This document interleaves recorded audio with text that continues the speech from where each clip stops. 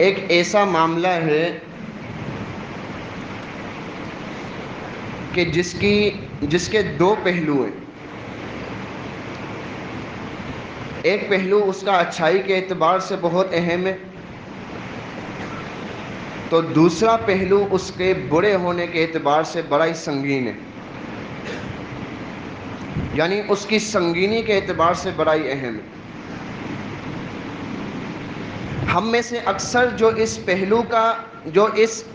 عمل کا جو اچھا پہلو ہے، جو اس معاملے کا جو اچھا پہلو ہے، اس سے ہم میں سے اکثریت واقف ہے، لیکن جو اس کی سنگینی والا پہلو ہے اس سے ہم میں سے اکثریت واقف تو ہوگی، لیکن ہماری توجہ نہیں ہوگی اس کی طرف. وہ معاملہ کیا ہے؟ وہ معاملہ ہے کوئی ایسا عمل کرنا کہ جو آپ کے دنیا کے چلے جانے کے بعد بھی دنیا میں جاری و ساری ہو. اب اس کے دو پہلو ہیں. اگر کوئی ایسا عمل کرنا جو دنیا میں جانے کے بعد بھی جاری و ساری ہو، اگر وہ نیک عمل ہے تو اسے صدقۃ جاریہ یا صدقہ جاریہ کہتے ہیں. اگر کوئی ایسا عمل ہے جو دنیا میں جانے کے بعد جاری اور ساری ہے اور وہ برا ہے تو اسے سیئۃ جاریہ اور اردو میں گناہ جاریہ کہتے ہیں. اب صدقہ جاریہ جو ہے اس کے متعلق یقیناً ہمارے درمیان کچھ نہ کچھ آگاہی ضرور ہوگی. ہم میں سے اکثر لوگوں کو کچھ نہ کچھ آگاہی اس کے متعلق ضرور ہوگی. ایک حدیث بیان کرتا ہوں صحیح مسلم کی، عن ابی ہریرہ رضی اللہ عنہ ان رسول اللہ صلی اللہ علیہ وسلم اذا مات الانسان انقطع عنه عمله الا من ثلاثة. ابو ہریرہ رضی اللہ عنہ سے روایت ہے، وہ کہتے ہیں کہ بے شک نبی صلی اللہ علیہ وسلم نے فرمایا کہ جب انسان اس دنیا سے فوت ہو جاتا ہے، اس دنیا سے گزر جاتا ہے، تو اس کے تمام اعمال منقطع ہو جاتے ہیں، اس سے کٹ جاتے ہیں، الا من ثلاثۃ، سوائے تین اعمال کے. وہ تین اعمال کون سے؟ الا من صدقۃ جاریۃ او علم ينتفع به او ولد صالح يدعو له، کہ کوئی ایسا صدقہ وہ کر کے جائے کہ جو اس کے مرنے کے بعد بھی جاری اور ساری ہو، اس کا ثواب اس کے اکاؤنٹ میں آتا رہے گا، نیکیوں کے اکاؤنٹ میں آتا رہے گا.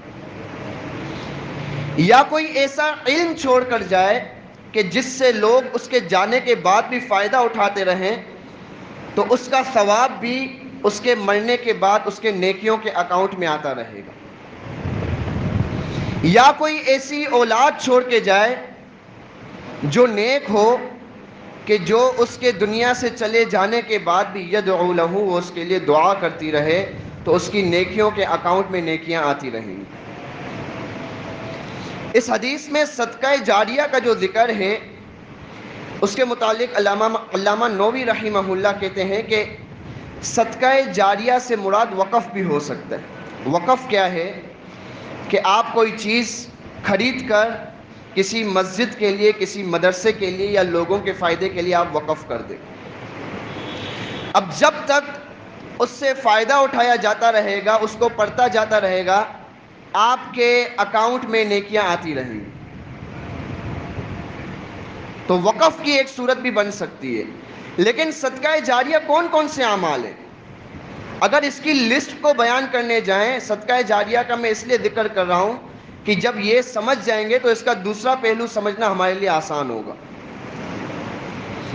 صدقہ جاریہ کی بہت شکلیں بن سکتی ہیں. مثال کے طور پر کہیں پر مسجد تعمیر ہو رہی ہو، آپ نے اس مسجد کی تعمیر میں اپنا حصہ ملا دیا. اب جب تک لوگ اس مسجد میں نماز پڑھتے رہیں گے، آپ اس دنیا میں موجود ہوں یا نہ ہوں، آپ کے اکاؤنٹ میں اس کا اجر آتا رہے گا. کہیں پر آپ نے دیکھا کہ یہاں لوگوں کو سایہ نہیں مل رہا، آپ نے وہاں پر ایک درخت لگوا دیا. جب تک لوگ اس درخت سے سایہ حاصل کرتے رہیں گے، آپ موجود ہوں یا نہ ہوں، آپ کے اکاؤنٹ میں نیکیاں آتی رہیں گی۔ آپ نے قرآن خرید کر کسی مسجد میں وقف کر دیے، آپ اس دنیا میں ہوں یا نہ ہوں، جب تک لوگ اس قرآن میں سے پڑھتے رہیں گے آپ کے اکاؤنٹ میں نیکیاں آتی رہیں گی۔ یعنی خلاصہ کلام یہ ہے صدقہ جاریہ کا کہ آپ کوئی ایسا عمل کر کے جائیں کہ آپ کے فوت ہونے کے بعد بھی لوگ اس سے فائدہ اٹھا سکیں، اور کوئی ایسا نیک عمل کر کے جائیں کہ آپ کے فوت ہونے کے بعد بھی لوگ اس سے فائدہ اٹھا سکیں۔ تو جب تک لوگ اس سے فائدہ اٹھاتے رہیں گے آپ کے نیکیوں کے اکاؤنٹ میں اجر آتا رہے گا۔ یہ تو تھا صدقہ جاریہ، جو اس کا اچھا پہلو ہے۔ اس سے یقیناً ہم میں سے اکثریت واقف ہوں گی، اکثر لوگ اس سے واقف ہوں گے۔ اس کا دوسرا پہلو وہ اس کا معاملہ بھی تقریباً یہی ہے کہ آپ اس دنیا میں کوئی ایسا برا عمل کر کے چلے جائیں کہ لوگ اس برے عمل میں مبتلا ہوتے رہیں اور آپ کے گناہوں کے اکاؤنٹ میں برائیاں آتی رہیں، گناہ آتے رہیں۔ اس معاملے کی طرف ہم میں سے اکثر لوگوں کی توجہ نہیں ہے۔ مثال کے طور پر کسی شخص نے دنیا میں سینما کھولا، دنیا میں تو اس کے اکاؤنٹ میں برائیاں گناہ آتے رہیں گے۔ جب وہ دنیا سے رخصت ہو جاتا ہے، جب لوگ اس سینما ہاؤس میں جا کر فلمیں ڈرامے دیکھتے رہیں گے اس کے اکاؤنٹ میں گناہ آتے رہیں گے۔ کسی شخص نے کوئی شراب کا اڈا کھول دیا، جب لوگ اس اڈے پر آ کر شراب پیتے رہیں گے اس کے اکاؤنٹ میں گناہ آتے رہیں گے۔ کسی شخص نے کسی دوسرے اپنے دوست کو یا اپنے ساتھی کو کسی برائی میں لگا دیا، اب جب تک وہ اس برائی میں ہوگا اس برائی میں لگانے والے کے اکاؤنٹ میں گناہ آتا رہے۔ ذرا میں اور آپ اپنے دلوں کو ٹٹولیں کہ کہیں ہم نے بھی تو کوئی ایسا کاروبار یا کوئی ایسی چیز یا کسی ایسے دوست کو یا کسی ایسے ہم سفر کو کسی برائی میں تو نہیں لگایا ہوا۔ اور اس قسم کے معاملے پر قرآن اور احادیث کثرت سے دلالت کرتے ہیں۔ اللہ رب العالمین کا فرمان، یا ایھا الذین آمنوا اتقوا اللہ ولتنظر نفس ما قدمت لغد۔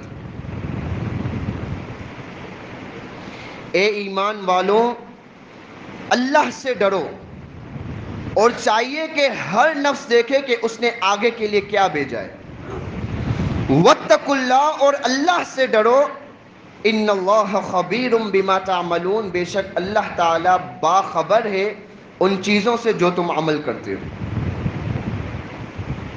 اس آیت میں آپ دیکھیں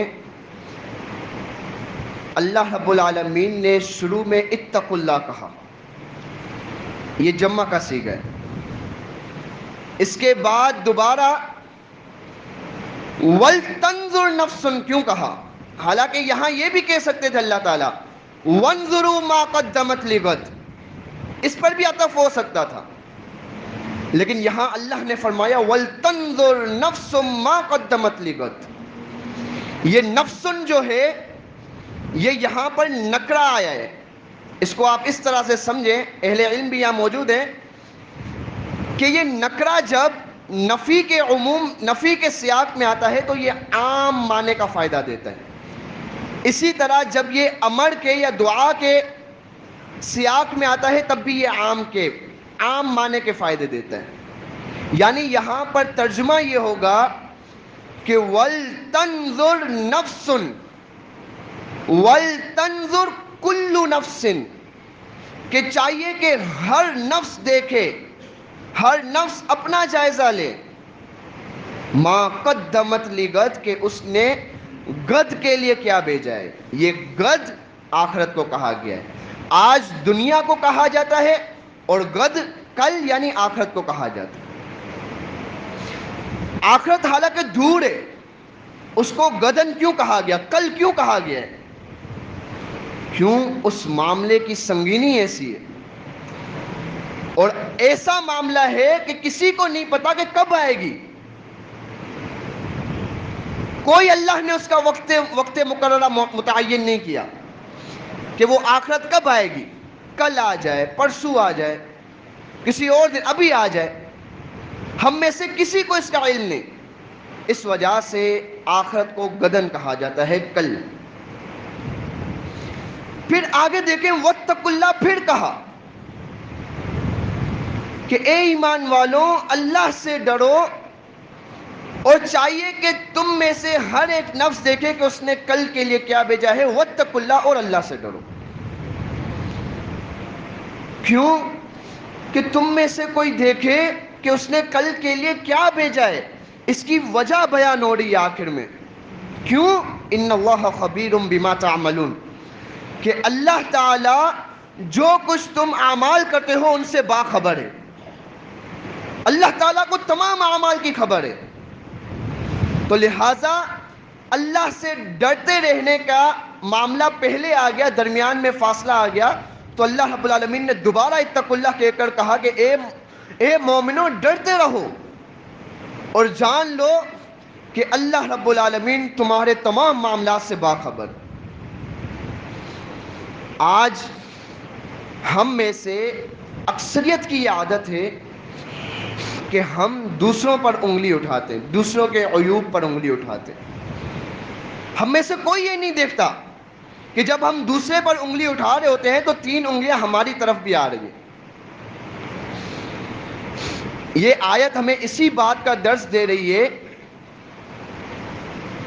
کہ بندہ جب دوسروں کے عیب بیان کر رہا ہے وہ اپنے عیب کو بھی تو ٹٹولے کہ خود کتنا پانی میں ہے. کہیں اس نے کوئی آگے کے لیے کوئی ایسا عمل تو نہیں بیچ دیا کہ جس کی وجہ سے اس کو آخرت میں خسارہ اٹھانا پڑے. اسی طرح اللہ کے نبی صلی اللہ علیہ وسلم کی ایک حدیث، من سن فی الاسلام سنتا حسنتا، کہ جس نے کوئی ایسا عمل، کوئی اچھا عمل جاری کیا تو فلہ اجرھا، اس کے لیے اس کا اجر ہے، واجر من عمل بها من بعدہ، اور اس کا اجر اس کے لیے بھی ہے جو اس کے بعد اس پر عمل کرے گا. من غیر ان ینقص من اجورہم شیئا، ہاں جس نے کوئی اچھا عمل ایجاد کیا اس کے جانے کے بعد کوئی اور اس عمل کو کرتا رہتا ہے، یا کسی نے مسجد میں حصہ ملایا اس کے جانے کے بعد اس مسجد میں کوئی نماز پڑھتا رہتا ہے، تو ایسے نہیں کہ اس نماز پڑھنے والے کو اجر نہیں ملے گا، اس کو تو ملے گا ہی ملے گا، جس نے اس مسجد میں حصہ ڈالا ہے اسے بھی اجر ملتا رہے. وَمَن سَنَّ فِي الْإِسْلَامِ سُنَّةً سَيِّئَةً، اور جس نے بھی کوئی ایسا برا عمل ایجاد کیا فَلَهُ وِزْرُهَا، اس کا بوجھ اس پر ہے، وَوِزْرُ مَنْ عَمِلَ بِهَا مِنْ بَعْدِهِ مِنْ غَيْرِ أَنْ يَنْقُصَ مِنْ أَوْزَارِهِمْ شَيْءٍ، لیکن اس نے جو برا عمل ایجاد کیا ہے، اس نے کسی شخص کو برے عمل میں لگا دیا ہے تو اس کو تو گناہ ہے، اور جو شخص اس کے جانے کے بعد وہ برا عمل کرتا ہے تو ایسے نہیں کہ اس شخص کو گناہ نہیں ملے گا، بلکہ جس نے اس کو لگایا ہے اس کو گناہ ملے گا. نہیں، اس کو تو گناہ ملے گا، لیکن جس نے اس کو اس گناہ میں مبتلا کیا ہے ساتھ ساتھ اس کو بھی گناہ ملتا رہے گا. یہ حدیث آپ نے یہ سن لی، من سن فی الاسلام. بعض لوگوں نے اس میں سے بدعت کی 2 قسمیں نکال لی کہ جی بدعات 2 قسم کی ہوتی ہیں، بدعت حسنہ اور بدعت سیئہ. اگر کوئی اچھا کام آپ نے دین میں ایجاد کر دیا تو وہ بدعت حسنہ ہے، وہ آپ نے صحیح کیا ہے. اگر کوئی برا کام آپ نے دین میں ایجاد کیا تو وہ بدعت سیئہ ہے، وہ آپ نے صحیح کام نہیں کیا. ایسی کوئی تقسیم محدثین علماء کرام نے نہیں کی. بلکہ اس حدیث کا جو ورود حدیث ہے نا اس کو بیان نہیں کیا جاتا. اگر اس کو بیان کیا جائے تو یہ بدعت کی دونوں قسمیں باطل ہو جائیں. اس کا ورود حدیث کیا تھا؟ اللہ کے نبی صلی اللہ علیہ وسلم کے پاس چند ایک لوگ ہیں فاقہ کشی میں، ان کے پاس جسم کو اوڑھنے کے لیے بھی نہیں تھا، پاؤں میں چپلیں بھی نہیں تھی، جوتیاں بھی نہیں تھی، ٹولیے اوڑے ہوئے تھے. اللہ کے نبی صلی اللہ علیہ وسلم نے جب ان کی یہ خستہ حالت دیکھی تو اللہ کے نبی صلی اللہ علیہ وسلم کا چہرہ مبارک متغیر ہو گیا. اللہ کے نبی صلی اللہ علیہ وسلم گھر میں گئے، دیکھا کچھ ہے تو میں ان کو دوں، لیکن اللہ کے نبی صلی اللہ علیہ وسلم کے گھر میں کچھ ایسا موجود نہیں تھا. سیدنا بلال رضی اللہ عنہ کو کہا کہ اذان دو، نماز پڑھائی اذان کے بعد. پھر اللہ کے نبی صلی اللہ علیہ وسلم نے صحابہ کرام کو درس دیا، جس میں جو خطبے میں 3 آیات پڑھی جاتی ہیں وہ آیات پڑھی اور لوگوں کو صدقے کے اوپر ابھارا کہ تمہارے پاس کوئی مال ہے تو اس میں سے بھی صدقہ کرو، تمہارے پاس کوئی اناج ہے تو اس میں سے بھی صدقہ کرو، یہاں تک کہ اگر کسی کے پاس آدھی کھجور بھی پڑی ہوئی ہے تو وہ بھی آ کر صدقہ کرے. اللہ کے نبی صلی اللہ علیہ وسلم نے دیکھا کسی صحابی پہ اثر نہیں ہو رہا. ایک انصاری صحابی کھڑا ہوا اور وہ گیا اپنے گھر پر ایک اشرفیوں سے بڑی ہوئی تھیلی اپنے کندھے پر لاد کر لایا. راوی حدیث کہتے ہیں کہ میں نے دیکھا کہ اس اشرفی کی تھیلی کی وجہ سے اس کا کندھا بھاری ہو گیا تھا، اتنی وزنی تھیلی. وہ لا کر اللہ کے نبی صلی اللہ علیہ وسلم کی خدمت میں پیش کر دی. یہ اللہ کے نبی صلی اللہ علیہ وسلم، یہ میری طرف سے صدقہ ہے. صحابی کے اس عمل کو دیکھ کر بقیہ صحابہ کو بھی ترغیب ہوئی. وہ سب بھی گئے اور اپنے اپنے گھروں سے کچھ نہ کچھ صدقے کے لیے لے آئے. یہاں تک کہ راوی حدیث کہتے ہیں کہ میں نے دیکھا 2 پورے 1.5 جمع ہو گئے صدقے کے. اس وقت اللہ کے نبی صلی اللہ علیہ وسلم نے یہ الفاظ بیان کیے، من سن فی الاسلام سنتا حسنتا. کیا واضح ہو رہا ہے یہاں سے کہ کوئی ایسا عمل جس کو لوگ بلا بیٹھے ہوں، اگر کوئی شخص اس عمل کو زندہ کرنے کے لیے لوگوں کے درمیان میں جا کر وہ عمل کرتا ہے اور اس عمل کی وجہ سے لوگ بھی اس عمل کے کرنے پر آمادہ ہو جاتے ہیں، یہ مفہوم ہے اس کا. نہ کہ یہ کہ بدعات کی 2 قسمیں بنا لی جائیں، بدعت حسنہ، بدعت سیئہ. سیدنا عبداللہ بن عمر رضی اللہ عنہ کا قول ہے، کل بدعت ضلالہ وَإِن رَآهَا النَّاسُ حَسَنًا. ہر بدعت گمراہی ہے، اگرچہ لوگ اس کو کتنا ہی اچھا کیوں نہ سمجھے. اور یاد رکھیں شیطان کے مختلف وار ہوتے ہیں، ان میں سے اس کا جو سب سے قوی وار ہوتا ہے وہ یہی بدعت میں مبتلا کرنے کا وار ہوتا ہے. کیوں؟ انسان اس کو گناہ سمجھتا ہی نہیں ہے، وہ بدعت کو اچھا سمجھ کے عمل کر رہا ہوتا ہے، وہ اس کو گناہ سمجھتا ہی نہیں ہے. اس وجہ سے جو اس کا سب سے قوی ترین وار ہوتا ہے وہ یہی بدعت کا ہوتا ہے. اس میں وہ اکثر طور پر کامیاب ہو جاتا ہے، ناکام نہیں ہوتا. بڑے گناہوں میں مبتلا کرنا یہ تو اس کے بعد کے وار ہیں، اس کے سب سے قوی ترین وار اس کا یہ ہوتا ہے.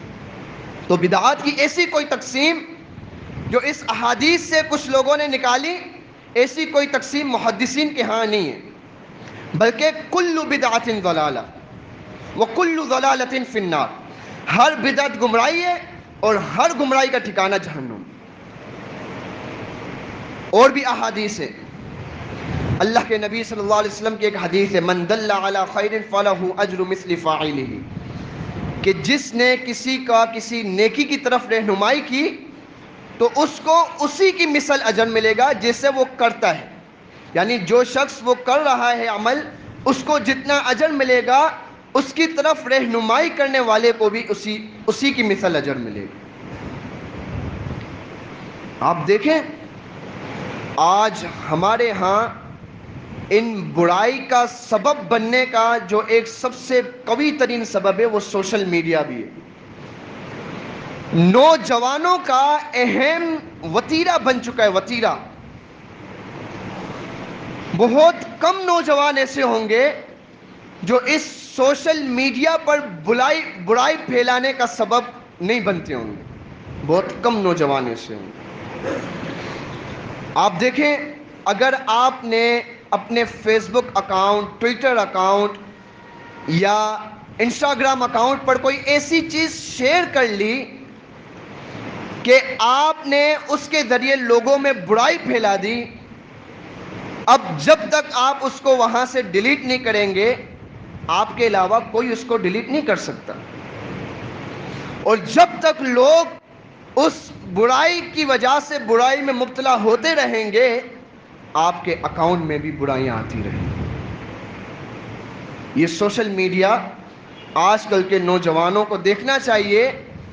میں آخر میں آپ کو یہی نصیحت کرتا ہوں کہ خدارا جو اولادیں یہاں بیٹھی ہوئی ہیں، جو اولادیں یہاں بیٹھی ہوئی ہیں، اگر آپ اچھائی نہیں کر سکتے تو کم از کم برائی کر کر بھی اپنے والدین کے ذمے گناہ تو نہ چھوڑیں، اپنے والدین کے ذمے گناہ تو نہ ڈالیں۔ کیوں؟ کلکم راع وکلکم مسئول عن رعیتہ، تم میں سے ہر ایک کی ایک رعایا ہے، اور اس سے اس کی رعایا کے متعلق سوال کیا جائے گا۔ تو ایک باپ کی رعایا اس کی اولاد ہوتی ہے، اس کا خاندان ہوتا ہے۔ ایک باپ کا یہ فرض بنتا ہے کہ وہ اپنی اولاد کے اوپر نگاہ رکھے کہ کہیں میری اولاد کسی برائی میں تو مبتلا نہیں ہو رہی۔ آج ہم اپنی اولاد کو موبائل خرید کر تو دیتے ہیں، لیکن کبھی آپ نے اس کے سوشل اکاؤنٹ چیک کیے؟